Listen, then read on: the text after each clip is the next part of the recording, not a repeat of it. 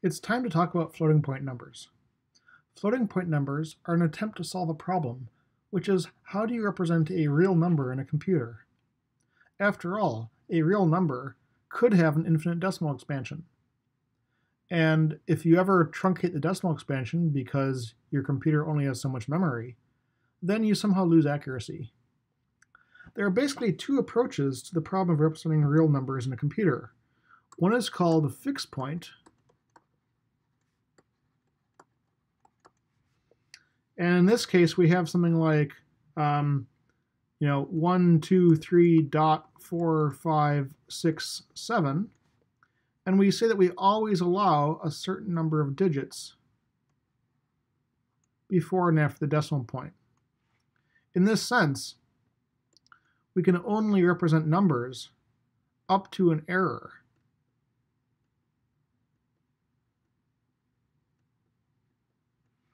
of 0.00005 because we have to round off in that fifth digit. So in this case, we have an absolute error on every representation.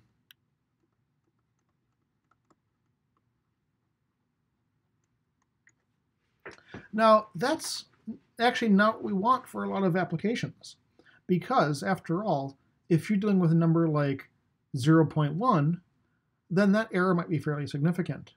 If you're dealing with a number like 1,000,000, then that error is completely insignificant.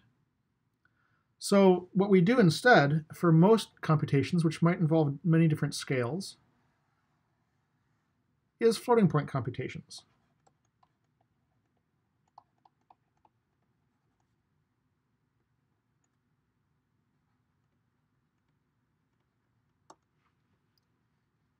Okay, so a floating point computation is based on the idea of writing a number as somehow in what you think of as scientific notation. So you might write a number as, say, 1.035 times 10 cubed, say. Of course, this would give me 1.035, let's see, let's make that a comma. So we've moved the decimal place over 3 times. And in this case, if I'm stopping my accuracy at this 5, then this number has an error of plus or minus 0.5, because I'm rounding off at the single digits. On the other hand, if I write a number like 1.035 times 10 to the minus 2, of course, that's really the number, let's see, 0.01035, and the error is plus or minus 0. Let's see, 1, 2, 3, 4, 5 digits that are accurate, and I round off of that, killing the 6th digit. So the point here is that whereas a fixed point number has a constant absolute error, a floating point number ideally has a constant relative error.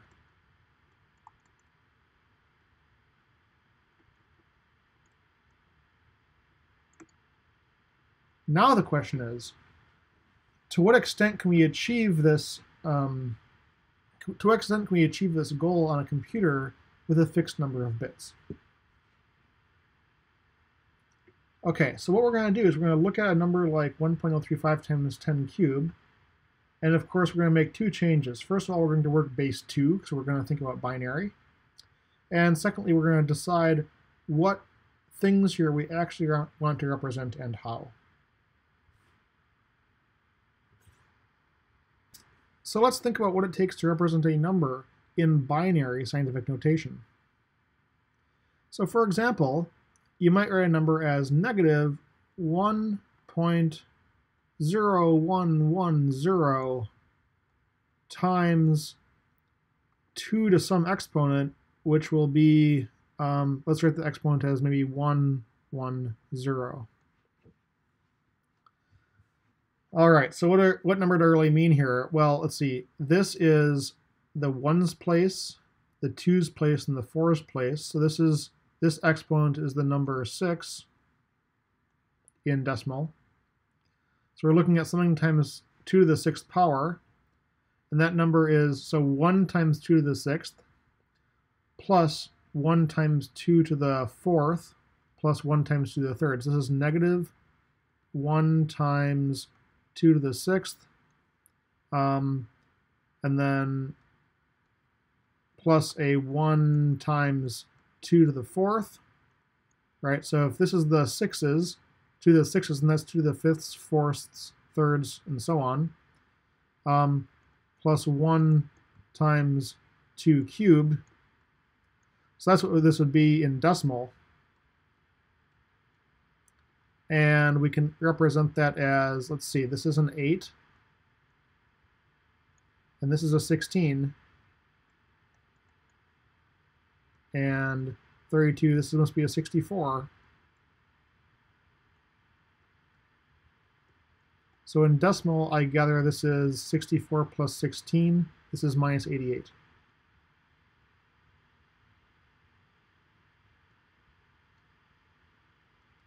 So the number minus 88 could be represented as this in this binary scientific notation. So what we want to do is use this sort of scheme to figure out how we can represent real numbers as binary floating point numbers in a computer. So what do we actually need to do this? There's a couple of things to note. I need this fraction here. I need this exponent here. We know that we're working base 2, so I can sort of ignore the 2. I need the sign here.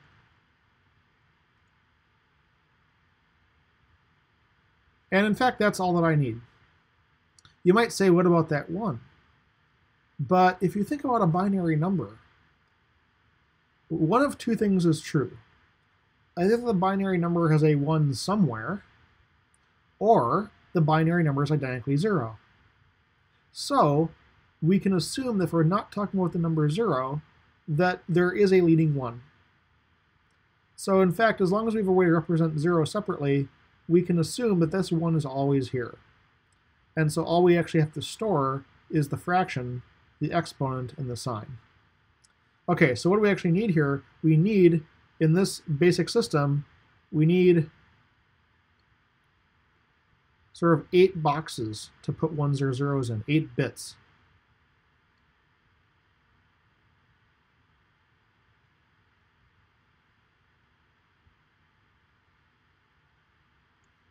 So we have a single bit for the sign, 3 bits in this case for the exponent, and 4 bits for the fraction. And this would be one way of describing an 8-bit float.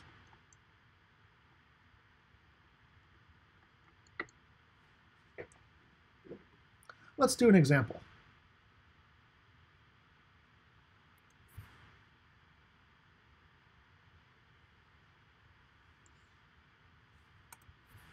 The number, let's say 1, that's nice and simple. So what is 1 in binary? Well, it's 1 times 2 to the 0th power. So I would write this as 1 as plus 1.0000 with an exponent of 0, 0, 0. So the way I'm going to encode this is the plus will be a bit, which is 0 equals positive, and 1 equals negative, for example. And then I need to store the exponent, and then I'm going to store the fraction. So if you look what I need to store here, I'd store the numbers 0, 0, 0, 0, and 0, 0, 0, 0. So in this simplified system for an 8-bit float, I need to store a sequence of 8 zeros in binary. one byte of zeros to represent the number 1. Okay, let's represent something a little more complicated. How about the number minus 12? Well, minus 12, let's see. So first of all, 12, well, it's negative. I know that. And also, it's minus 12 is 8 plus 4. So this is minus 2 cubed plus 2 squared. So the biggest exponent I see is a 3. In binary, 3 is equal to 0, 1, 1 in binary, right? Because this is the 1's position, the 2's position, and the 4's position. So minus 12 would become minus 1.1000 times 2 to the 0, 1, 1. Because again, this tells me my exponent is 3, so this leading 1 represents an 8. Drop down an exponent to get a 4, and then nothing lower with a negative. So this will be the floating point number stored in memory written this way.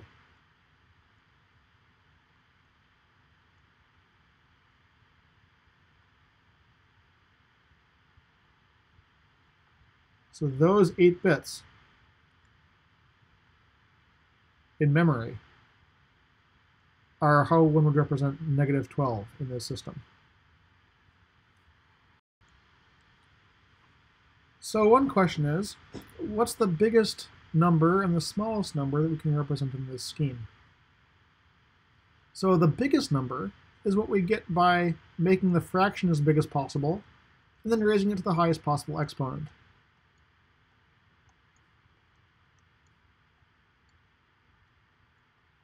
So in this case, we have positive 1.1111 times 2 to the 111. This exponent here, 111, that's 1 plus 2 plus 4 is 7. So this is 1 times 2 to the 7th. So overall, the number we're representing here is 2 to the 7th plus 2 to the 6th plus 2 to the 5th plus 2 to the 4th plus 2 cubed. So that's 8 plus 16 plus 32 plus 64 plus 128, which I believe this is 248. So by using a plus in front, we can go from positive 248 and then down to minus 248. So those are the maximum minimum numbers we can describe in this scheme. A slightly different question is, what's the resolution of this scheme? In other words, how far apart are two numbers that we can represent? So in some sense, the smallest number we can represent, the smallest gap we can represent, I should say, is the gap between the number 1 and the number 1 with the least significant digit added to it.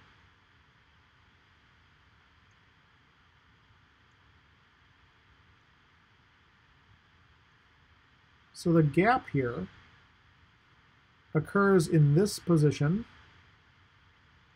So remember, in base 2, this is a half, a quarter, an eighth, and a 16th.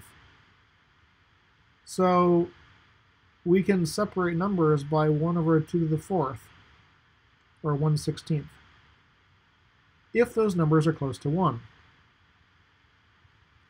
Now notice that I cannot describe a number like 248 minus a 16th. In fact, the next nearest number I can describe to 248 would be 240. So the next lowest number is 240. And this brings us to why these are called floating point numbers, because the accuracy varies in an absolute sense as we deal with bigger and bigger numbers. If you're dealing with numbers close to 1, you can achieve an accuracy of 1/16, because this last binary digit of the fraction is occurring in the 2 to the minus 4th position. But if you're doing with an exponent of 7 up here, then this fourth position is actually representing 2 cubed. And so you can go plus or minus 8 in that situation. So you jump from 248 to 240. Now in a relative sense,